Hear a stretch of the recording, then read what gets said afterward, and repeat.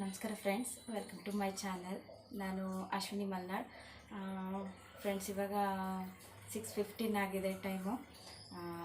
ಬೆಳಗ್ಗೆ ಬೇಗನೆ 5 ಗಂಟೆಗೆ ಎದ್ಬಿಡ್ತೀನಿ, ಆದರೆ ಬೇರೆ ಕೆಲಸ ಇರುತ್ತೆ. ಅದನ್ನು ಮುಗಿಸ್ಕೊಂಡು ಬರುವಾಗ ಇಷ್ಟ ಆಯಿತು. ಇನ್ನೂ ಏನೂ ಕೆಲಸ ಸ್ಟಾರ್ಟ್ ಮಾಡಿಲ್ಲ. ಈಗ ಬೆಳಗ್ಗೆಗೆ ನಾನು ಸ್ವಲ್ಪ ಪನ್ನೀರ್ ಫ್ರೈಡ್ ರೈಸ್ ಮಾಡೋಣ ಅಂತ ಹೇಳಿಬಿಟ್ಟು ಎಲ್ಲ ರೆಡಿ ಮಾಡ್ಕೋಬೇಕು. ಇನ್ಮೇಲೆ ಸ್ವಲ್ಪ ಕಾಫಿ ಎಲ್ಲ ಮಾಡಿಕೊಂಡು ಆಮೇಲೆ ಮಾಡಬೇಕು. ಮಕ್ಕಳೇನು ಯಾರೂ ಎದ್ದಿಲ್ಲ, ಎಲ್ಲ ಮಲಗಿದ್ದಾರೆ. ಅವ್ರು ಹೇಳೋದ್ರೊಳಗೆ ಎಲ್ಲ ಮುಗಿಸ್ಕೊಬೇಕು. ಇವಾಗ ನಮ್ಮ ಮನೆಯವ್ರು ಸ್ವಲ್ಪ ಆಚೆ ಹೋಗಬೇಕು ಅಂತ ಹೇಳಿದ್ದಾರೆ. ನಮ್ಮ ಮನೆಯವ್ರು ಕೂಡ ಇದ್ದಾರೆ. ಬೇಗ ಟಿಫನೆಲ್ಲ ಮುಗಿಸಿ ಮಕ್ಕಳನ್ನೆಲ್ಲ ಸ್ಕೂಲಿಗೆಲ್ಲ ಕಳಿಸ್ಬಂದು ಸ್ವಲ್ಪ ಆಚೆ ಹೋಗೋ ಕೆಲಸ ಇದೆ. ಆಚೆ ಎಲ್ಲ ಹೋಗಿ ಬಂದು ಮತ್ತೆ ಮಧ್ಯಾಹ್ನಕ್ಕೆ ಅಡುಗೆ ಆಗಬೇಕು. ನೋಡಬೇಕು ಫ್ರೆಂಡ್ಸ್ ಹೇಗೆ ಆಗುತ್ತೆ ಅಂತ ಹೇಳಿ. ಸರಿ, ಈಗ ಇನ್ನು ಸ್ಟಾರ್ಟ್ ಮಾಡಿದ್ರೆ 8 ಗಂಟೆ ಒಳಗೆ ಎಲ್ಲದೂ ಮುಗಿಸ್ಬಿಡ್ಬೇಕು. ಅಂದರೆ ಮಗಳನ್ನ 8 ಗಂಟೆಗೆ ಕಳಿಸ್ಬೇಕಲ್ವ, ಹಾಗಾಗಿ ಆಮೇಲೆ ಮತ್ತೆ ಮುದ್ದನ್ನು ಕಳಿಸೋದು 9:30ಗೆ. ಅಷ್ಟರೊಳಗೆ ನನ್ನ ಕೆಲಸ ಎಲ್ಲ ಮುಗಿಬೇಕು. ಇವಾಗ ಅದೇ ಫ್ರೈಡ್ ರೈಸ್ ಮಾಡೋಣ ಅಂತ ಹೇಳಿ ರೆಡಿ ಮಾಡ್ಕೊತಾ ಇದ್ದೀನಿ. ಫ್ರೈಡ್ ರೈಸಿಗೆ ಅಂತೇಳಿ ರೈಸ್ ಮಾಡ್ಕೋಬೇಕು. ಅದಕ್ಕೆ ಸ್ವಲ್ಪ ಅಕ್ಕಿನೆಲ್ಲ ತೊಳೆದು ರೈಸಿಗೆ ಅಂತ ಇಟ್ಕೋತಾ ಇದ್ದೀನಿ. ಹಾಗೆ ಪಾತ್ರೆ ಎಲ್ಲ ಹಾಗೇ ಇದೆ, ನೈಟ್ ವಾಶ್ ಮಾಡಿಟ್ಟಿದ್ದು. ಇನ್ನು ಇದೆಲ್ಲ ಕೆಲಸ ಆದಮೇಲೆ ಎತ್ತಿಟ್ಕೊಳ್ಳೋಣ ಅಂತ. ಮತ್ತು ಹಾಗೆ ರೈಸಿಗೆ ಇಟ್ಕೊಂಡು ನೆಕ್ಸ್ಟು ಹಾಲು ಸ್ವಲ್ಪ ಕಾಫಿಗೆ ಎಲ್ಲ ರೆಡಿ ಮಾಡ್ಕೊಳ್ಳೋ. ಫಸ್ಟು ಹಾಲು ಕಾಯ್ಸ್ಕೊಂಡು ನಂತರ ಆಮೇಲೆ ಕಾಫಿ ಮಾಡೋಣ ಅಂತ ಇಟ್ಕೊಂಡಿದ್ದೀನಿ. ಹಾಗೆ ಪನ್ನೀರ್ ಫ್ರೈಡ್ ರೈಸ್ ಅಲ್ವಾ, ಪನ್ನೀರು ಮೊನ್ನೆ ನಾನು ಹೆಸರು ಬೇಳೆದು ಪಿಜ್ಜಾ ಮಾಡೋದಕ್ಕೆ ಅಂತ ಹೇಳಿಬಿಟ್ಟು ಪನ್ನೀರ್ ತೊಗೊಂಡು ಬಂದಿದ್ದೆ. ಅದಕ್ಕೆ ಸ್ವಲ್ಪ ಮಾತ್ರ ಯೂಸ್ ಮಾಡ್ಕೊಂಡಿದ್ದೆ, ಇನ್ನು ಮಿಕ್ಕಿದ ಹಾಗೇ ಇತ್ತು. ಹಾಗಾಗಿ ಇವತ್ತು ಪನ್ನೀರಿಂದೇ ಮಾಡೋಣ ಅಂದ್ಕೊಂಡು ಮಾಡ್ತಾಯಿದ್ದೀನಿ. ಮತ್ತು ಅದಕ್ಕೆ ಫ್ರೈಡ್ ರೈಸಿಗೆ ತರಕಾರಿನೆಲ್ಲ ವಾಶ್ ಮಾಡಿ ಇಟ್ಕೊಂಡಿದ್ದೀನಿ. ಹಾಗೆ ಪನ್ನೀರನ್ನ ಕೂಡ ಕಟ್ ಮಾಡ್ಕೋತಾ ಇದ್ದೀನಿ. ತೀರಾ ದೊಡ್ಡದಾಗಿ ಬೇಡ, ಚಿಕ್ಕದಾಗಿ ಕ್ಯೂಬ್ಸ್ನ ಮಾಡ್ಕೊಳ್ಳೋಣ ಅಂತ ಮಾಡ್ತಾಯಿದ್ದೀನಿ. ಜಾಸ್ತಿ ದೊಡ್ಡದಾಗಿ ಇದ್ದರೆ ಮಕ್ಕಳಿಗೆ ಇಷ್ಟಪಟ್ಟು ತಿನ್ನಲ್ಲ. ಚಿಕ್ಕದಾದರೆ ಸ್ವಲ್ಪ ತಿಂತಾರೆ. ಹಾಗಾಗಿ ಹಾಗೆ ಮಾಡಿದ್ದೀನಿ. ಸಣ್ಣದಾಗಿ ಕಟ್ ಮಾಡ್ಕೋತಿದ್ದೀನಿ ಅಷ್ಟೇ. ನೆಕ್ಸ್ಟು ತರಕಾರಿ ಕೂಡ ಎಲ್ಲ ವಾಶ್ ಮಾಡಿ ಇಟ್ಕೊಂಡಿದ್ದಲ್ವ, ಅದನ್ನು ಕೂಡ ಬೀನ್ಸು, ಕ್ಯಾರೆಟು ಮತ್ತು ಕ್ಯಾಪ್ಸಿಕಮ್ಮು, ಈರುಳ್ಳಿ, ಹಸಿಮೆಣಸು ಎಲ್ಲದನ್ನು ಕೂಡ ಕಟ್ ಮಾಡಿ ಇಟ್ಕೊಂಡಿದ್ದೀನಿ. ಹಾಗೆ ಒಂದು ಪ್ಯಾನ್ಗೆ ಸ್ವಲ್ಪ ಆಯಿಲ್ ಹಾಕ್ಕೊಂಡು ಈ ಆಯಿಲ್ಗೆ ಪನ್ನೀರನ್ನ ಫಸ್ಟು ಫ್ರೈ ಮಾಡ್ಕೋಬೇಕು. ಸ್ವಲ್ಪ ಫ್ರೈ ಮಾಡ್ಕೋಬೇಕಾಗುತ್ತೆ. ಇಲ್ಲ ಅಂದರೆ ಹಾಗೆ ಪನ್ನೀರ್ ಹಾಕ್ಕೊಂಡ್ರೆ ಅಷ್ಟು ಚೆನ್ನಾಗಿರಲ್ಲ ಅಂತ ಅನ್ಕೋತೀನಿ. ನಾನು ಹೀಗೆ ಮಾಡೋದು. ಹಾಗಾಗಿ ಪನ್ನೀರನ್ನ ಸಣ್ಣದಾಗಿ ಕಟ್ ಮಾಡ್ಕೊಂಡಿದ್ದಲ್ವ, ಎಲ್ಲ ಒಂದು ಆಯಿಲ್ ಹಾಕಿಬಿಟ್ಟು ಒಂದು ಪ್ಯಾನ್ಗೆ ಪನ್ನೀರನ್ನ ಹಾಕಿ ಅದ್ರ ಮೇಲ್ಗಡೆ ಸ್ವಲ್ಪ ಉಪ್ಪನ್ನು ಹಾಕೋತಾ ಇದ್ದೀನಿ. ಸ್ವಲ್ಪ ಉಪ್ಪು. ಅದಾಗಿದ್ದ ನಂತರ ಸ್ವಲ್ಪ ಕಾಳು ಮೆಣಸಿನ ಪುಡಿ ಹಾಕೋತಾ ಇದ್ದೀನಿ. ಸ್ವಲ್ಪ ಇದು ಸಪ್ಪೆ ಅನಿಸ್ತಾ ಇರುತ್ತಲ್ವಾ ಪನ್ನೀರು, ಅದಕ್ಕೆ ಸ್ವಲ್ಪ ಸಾಲ್ಟು ಮತ್ತು ಇದನ್ನು ಕಾಳು ಮೆಣಸಿನ ಪೌಡರ್ ಹಾಕ್ಕೊಂಡ್ರೆ ಟೇಸ್ಟ್ ಖಾರವಾಗಿ ಸ್ವಲ್ಪ ಉಪ್ಪು ಇರುತ್ತಲ್ವ, ಚೆನ್ನಾಗಿರುತ್ತೆ. ಹಾಗೇನು ಬರೀ ಬಾಯಲ್ಲೂ ತಿನ್ನೋಕ್ಕೆ ರೈಸ್ ಜೊತೆ ಅಲ್ಲದೇ ಹಾಗೇನು ಕೂಡ ತಿನ್ನೋದಕ್ಕೆ ಚೆನ್ನಾಗಿ ಅನಿಸುತ್ತೆ. ಹಾಗಾಗಿ ಸ್ವಲ್ಪ ನೋಡಿ ಈ ಥರ ಕಲರ್ ಬ್ರೌನ್ ಬರೋವರೆಗೂ ಫ್ರೈ ಮಾಡ್ಕೋಬೇಕಾಗುತ್ತೆ. ಆಮೇಲೆ ಎತ್ತಿಟ್ಕೊಳ್ತಾ ಇದ್ದೀನಿ ಎಲ್ಲ ಪನ್ನೀರ್ನೆಲ್ಲ ಎತ್ತಿಟ್ಕೊಂಡ್ಬಿಟ್ಟು ಸ್ವಲ್ಪ ಗಟ್ಟಿ ಥರ ಆಗಿರುತ್ತದು.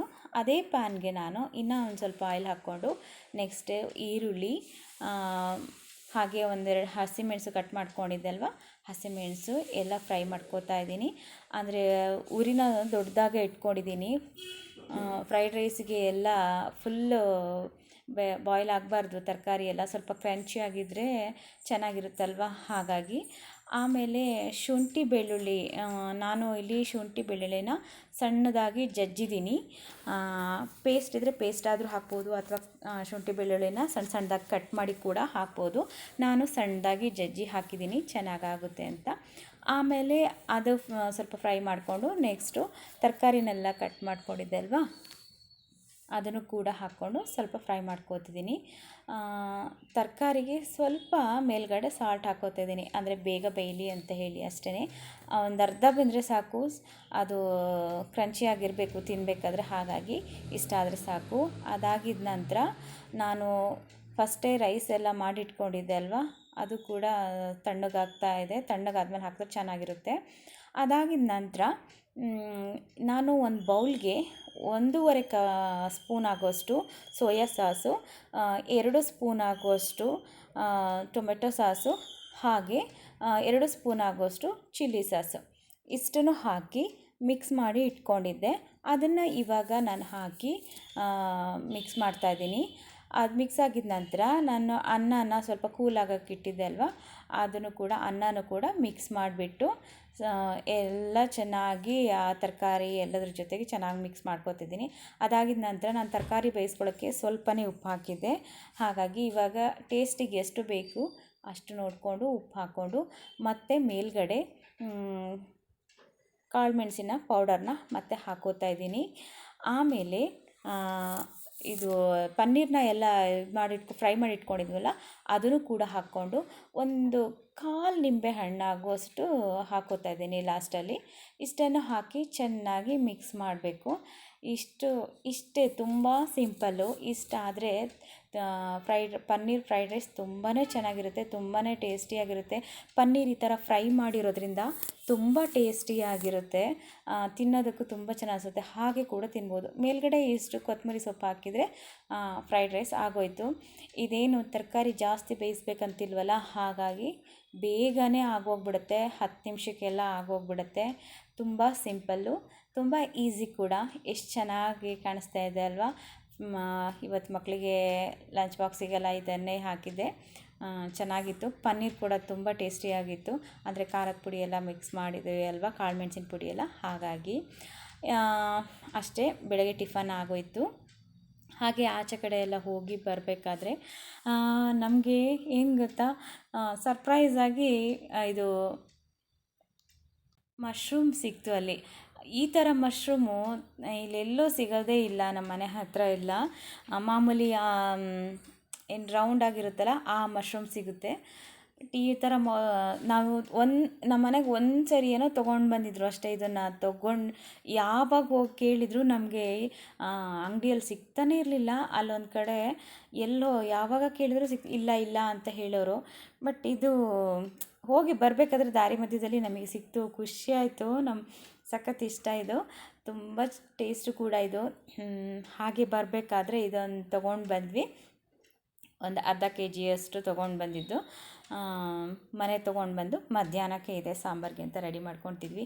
ನೋಡಿ ಎಷ್ಟು ಚೆನ್ನಾಗಿದೆ ಅಲ್ಲ, ಒಂದು ಇದು ಗೊಂಚಲು ಅಂತಾರಲ್ಲ ಆ ಥರ ಹೆಂಗಿದೆ ಬಂಡಲು, ಎಷ್ಟು ಚೆನ್ನಾಗಿದೆ ನೋಡಿ, ಸಖತ್ ಇಷ್ಟ ಆಯಿತು. ಆಮೇಲೆ ಹಾಗೆ ಎಲ್ಲ ಕ್ಲೀನ್ ಮಾಡಿಕೊಂಡು, ಇದೇನು ಮಾಮೂಲಿ ರೌಂಡ್ ಮಶ್ರೂಮಲ್ಲೆಲ್ಲ ಮೇಲ್ಗಡೆ ಇದು ತೆಗಿತೀವಲ್ಲ ಸಿಪ್ಪೆ, ಆ ಥರ ಏನು ತೆಗಿಬೇಕಂತಿಲ್ಲ, ಹಾಗೆ ಮಾಡ್ಬೋದು.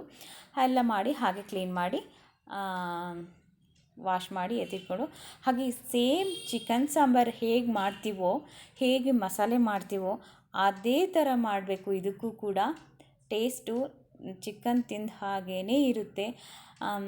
ಓಕೆ, ನೆಕ್ಸ್ಟು ಒಂದು ಪ್ಯಾನ್ಗೆ ಚಕ್ಕೆ, ಲವಂಗ, ಹಾಗೆ ಅನಾನಸು, ಮರಾಠಿ ಮೊಗ್ಗು, ಸೇಮ್ ಇದನ್ನೆಲ್ಲ ಚಿಕನ್ಗೆ ಏನು ಹಾಕ್ತೀವಿ ಹಾಗೇ ಹಾಕ್ಕೊಂಡೆ ನಾನು. ಹಾಕ್ಕೊಂಡು ಅದು ಸ್ವಲ್ಪ ಫ್ರೈ ಆಗ್ತಿದ್ದಂಗೆ ಸ್ವಲ್ಪ ಇದು ಪುಲಾವ್ ಎಲೆ ಅಂತೀವಿ ನಾವು, ಇದನ್ನು ನಾನ್ ವೆಜ್ಗೆಲ್ಲ ಯೂಸ್ ಮಾಡ್ತೀವಲ್ಲ, ಈ ಎಲೆನೂ 1-2 ಹಾಕ್ಕೊಂಡೆ. ಸ್ಮೆಲ್ ಅಂತೂ ತುಂಬಾ ಚೆನ್ನಾಗಿ ಬರುತ್ತೆ ಈ ಎಲೆ ಹಾಕ್ತಿದ್ದಂಗೆ. ನೆಕ್ಸ್ಟು ಒಂದು ಈರುಳ್ಳಿನ ಕಟ್ ಮಾಡ್ಕೊಂಡಿದ್ದೆ, ಈರುಳ್ಳಿ ಕೂಡ ಹಾಕ್ಕೊಂಡು ಫ್ರೈ ಮಾಡ್ಕೊತಿದ್ದೀನಿ. ಸೇಮ್ ಚಿಕನ್ಗೆ ಹಿಂಗೆ ಮಾಡ್ತೀವೋ ಹಾಗೇ ಮಾಡಿದ್ರಾಯಿತು. ನೆಕ್ಸ್ಟು ಇನ್ನು ಒಂದು ಟೊಮೆಟೊ, ನಾನು ಇಲ್ಲಿ ಟೊಮೆಟೊನ ಸ್ಲೈಸಾಗಿ ಕಟ್ ಮಾಡ್ಕೊಂಡಿದ್ದೀನಿ, ಆ ಟೊಮೆಟೊ ಕೂಡ ಹಾಕ್ಕೊಂಡು ಫ್ರೈ ಮಾಡ್ಕೋಬೇಕು.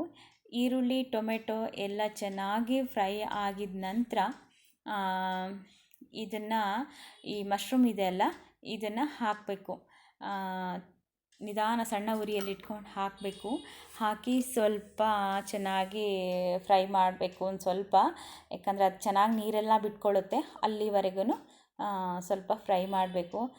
ಅದ್ರ ಮೇಲ್ಗಡೆ ನೆಕ್ಸ್ಟ್ ಸ್ವಲ್ಪ ಅರಿಶಿನ ಹಾಕ್ಕೊಂಡಿದ್ದೀನಿ ಅಷ್ಟೇ. ಎಲ್ಲ ಫ್ರೈ ಮಾಡಬೇಕು. ಈಗ ಅಂದರೆ ಈರುಳ್ಳಿ ಟೊಮೆಟೊ ಎಲ್ಲ ಇದೆಯಲ್ಲ ಅದೆಲ್ಲ ಮೇಲೆ ಬರಬೇಕು. ಸ್ವಲ್ಪ ತಿರುಗಿಸೋದಕ್ಕೆ ಕಷ್ಟ ಆಗುತ್ತೆ, ಅಂದರೆ ನಾನು ಉದ್ದುದ್ದವಾಗಿ ಕಟ್ ಮಾಡ್ಕೊಂಡಿದ್ದೀನಲ್ಲ, ಹಾಗಾಗಿ ಅದು ಬೆಂದಿದ ನಂತರ ಈ ಥರ ಅನಿಸೋದೇ ಇಲ್ಲ, ತುಂಬ ಸಣ್ಣ ಸಣ್ಣ ಆಗಿಬಿಡುತ್ತೆ. ಟೇಸ್ಟ್ ಅಂತೂ ನಾನ್ ವೆಜ್ ಅಲ್ಲ ಅಂತ ಹೇಳೋದಕ್ಕೆ ಆಗಲ್ಲ, ಅಷ್ಟು ಚೆನ್ನಾಗಿರುತ್ತೆ. ಮಕ್ಕಳಿಗಂತೂ ತುಂಬಾ ಇಷ್ಟ ಆಗೋಯಿತು. ನಮ್ಮನೆಯವ್ರು ಕೂಡ ಇದು ಬೋನ್ಲೆಸ್ ಚಿಕನ್ ಅಂತ ಹೇಳಿಬಿಟ್ಟು ತಿಂತಾಯಿದ್ರು. ತುಂಬ ಚೆನ್ನಾಗಿತ್ತು. ಮಗ ಅಂತೂ ಕೇಳಿ ಕೇಳಿ ಅದನ್ನೇ ಪೀಸಸ್ನ ತಿಂತಾಯಿದ್ದ. ಸಂಜೆಗೂ ಕೂಡ ಇದನ್ನೇ ಸಾಂಬಾರು ಹಾಗೆ ಇಟ್ಕೊಂಡಿದ್ದೀವಿ, ಸಾಂಬಾರು ಮಾಡಿರೋದು ಹಾಗೆ ಇಟ್ಕೊಂಡಿದ್ದೀವಿ. ನೋಡಿ ಚೆನ್ನಾಗಿ ಸ್ವಲ್ಪ ಫ್ರೈ ಆಗಿದೆ. ಈ ನೀರು ಎಷ್ಟು ಚೆನ್ನಾಗಿ ಬಿಟ್ಕೊಂಡಿದೆ. ಈ ಥರ ಆದಮೇಲೆ 1-2 ನಿಮಿಷ ಒಂದು ಸ್ವಲ್ಪ ಬೇಯಿಸ್ಕೊಬೇಕು. ಅಷ್ಟೊತ್ತಿಗಾಗಲೇ ನಾನು ಎಲ್ಲ ಫ್ರೈ ಮಾಡಿ ಇಟ್ಕೊಂಡಿರೋವಂಥ ಮಸಾಲೆ ಇತ್ತಲ್ಲ, ಈರುಳ್ಳಿ, ಬೆಳ್ಳುಳ್ಳಿ, ಶುಂಠಿ, ಕೊತ್ತಂಬರಿ ಬೀಜ, ಹಾಗೆ 1-2 ಕಾಳು ಮೆಣಸು, ಇದನ್ನೆಲ್ಲ ಹಾಕಿ ಫ್ರೈ ಮಾಡ್ಕೊಂಡಿದ್ದೆ ಆಯಿಲಲ್ಲಿ. ಅದಾಗಿದ ನಂತರ ಸ್ವಲ್ಪ ತಣ್ಣಗಾದ್ಮೇಲೆ ಮಿಕ್ಸಿಗೆ ಹಾಕಿಬಿಟ್ಟು ಜಾರ್ಗೆ ಸ್ವಲ್ಪ ಹುರಿಗಡಲೆ ಮತ್ತು ಖಾರದ ಪುಡಿ ಮತ್ತು ಗರಂ ಮಸಾಲ ಸ್ವಲ್ಪ, ಹಾಗೆ ಕೊತ್ತಂಬರಿ ಸೊಪ್ಪು, ತೆಂಗಿನಕಾಯಿ, ಇದೆಲ್ಲ ಹಾಕಿಬಿಟ್ಟು ಚಿಕನ್ಗೆ ಏನು ಹಾಕ್ತೀವಿ ಮಸಾಲೆಗೆ ಅದೆಲ್ಲದನ್ನು ಹಾಕಿಬಿಟ್ಟು ಮಿಕ್ಸಿ ಮಾಡಬೇಕು. ಆಮೇಲೆ ನೋಡಿ, ಇದು ಮುಚ್ಚಿಟ್ಟು ಒಂದು 5 ನಿಮಿಷ ಬೇಯಿಸ್ಕೊಂಡಿದ ನಂತರ ಈ ಥರ ಆಗಿದೆ. ಆಮೇಲೆ ಎಲ್ಲ ರುಬ್ಬಿಟ್ಕೊಂಡಿರೋಂಥ ಮಸಾಲೆ ಇತ್ತಲ್ಲ ಅದನ್ನು ಕೂಡ ಹಾಕ್ಕೊಂಡು ಸ್ವಲ್ಪ ಫ್ರೈ ಮಾಡಿ, ಹಸಿ ಸ್ಮೆಲ್ ಹೋಗೋವರೆಗೆ ಸ್ವಲ್ಪ ಫ್ರೈ ಮಾಡಬೇಕು. ಅದಾಗಿದ ನಂತರ ನಮಗೆ ಗಟ್ಟಿಯಾಗಿ ಬೇಕು ಅಂದರೆ ಕಮ್ಮಿ ನೀರು ಹಾಕ್ಕೊಂಡ್ರೆ ಆಯಿತು. ಸ್ವಲ್ಪ ಜಾಸ್ತಿ ಸಾಂಬಾರು ಥರ ಮಾಡಬೇಕು ಅಂದರೆ ಸ್ವಲ್ಪ ಜಾಸ್ತಿ ನೀರು ಹಾಕ್ಕೊಂಡ್ರೆ ಆಯಿತು. ನನಗೆ ಸ್ವಲ್ಪ ಸಾಂಬಾರು ಥರ ಬೇಕಿತ್ತು, ಹಾಗಾಗಿ ಸ್ವಲ್ಪ ಜಾಸ್ತಿ ಹಾಕ್ಕೊಂಡಿದ್ದೀನಿ. ಅಷ್ಟೇ, ನಮಗೆ ಮತ್ತು ಉಪ್ಪು ನೋಡ್ಕೊಂಡು ಹಾಕಿ ಎಷ್ಟು ಬೇಕು ಅಷ್ಟು ಹಾಕ್ಕೊಂಡ್ರೆ ಆಯಿತು. ತುಂಬ ಚೆನ್ನಾಗಿರುತ್ತೆ. ಲಾಸ್ಟಲ್ಲಿ ಒಂದು ಕುದಿ ಬಂದಿದ ನಂತರ ಸ್ವಲ್ಪ ಕೊತ್ತಂಬರಿ ಸೊಪ್ಪನ್ನು ಹಾಕಿದ್ರೆ ಆಯಿತು. ತುಂಬ ಟೇಸ್ಟಿಯಾಗಿರುತ್ತೆ. ಇದು ಊಟಕ್ಕೆ ಅಂತೇಳಿ ಮಾಡ್ಕೊಂಡು ತುಂಬ ಚೆನ್ನಾಗಿತ್ತು. ನೀವು ಕೂಡ ಇದನ್ನು ಟ್ರೈ ಮಾಡಿ ಎಲ್ಲಾದರೂ ಸಿಕ್ಕಿದ್ರೆ. ಹಾಗೆ ಇವತ್ತಿನ ವೀಡಿಯೋಸ್ ಕೂಡ ಇಷ್ಟೇ. ಇವತ್ತಿನ ವೀಡಿಯೋಸ್ ನಿಮಗೆ ಇಷ್ಟ ಆಗಿದರೆ ಪ್ಲೀಸ್ ಲೈಕ್ ಮಾಡಿ, ಶೇರ್ ಮಾಡಿ, ಹಾಗೆ ಸಬ್ಸ್ಕ್ರೈಬ್ ಮಾಡೋದನ್ನು ಮರಿಬೇಡಿ ಫ್ರೆಂಡ್ಸ್. ಹಾಗೆ ಈ ಥರ ಮಶ್ರೂಮ್ ಸಿಕ್ಕಿದ್ರೆ ಎಲ್ಲೂ ಬಿಡಬೇಡಿ, ತುಂಬಾ ಟೇಸ್ಟ್ ಇರುತ್ತೆ. ಒನ್ ಟೈಮ್ ತಂದು ಮಾಡಿ, ತುಂಬ ಟೇಸ್ಟಿಯಾಗಿರುತ್ತೆ. ನಮಗೆ ಅಪರೂಪಕ್ಕೆ ಒಂದು ಸಾರಿ ಸಿಕ್ತು ಇವತ್ತು, ಹಾಗಾಗಿ ತೊಗೊಂಡು ಬಂದು ಮಾಡಿದ್ವಿ. ಓಕೆ ಫ್ರೆಂಡ್ಸ್, ಇನ್ನು ನೆಕ್ಸ್ಟು ನಾಳೆ ಹೊಸ ರೆಸಿಪಿಯೊಂದಿಗೆ ಸಿಗ್ತೀನಿ. ಅಲ್ಲಿವರೆಗೂ ಬಾಯ್ ಬಾಯ್.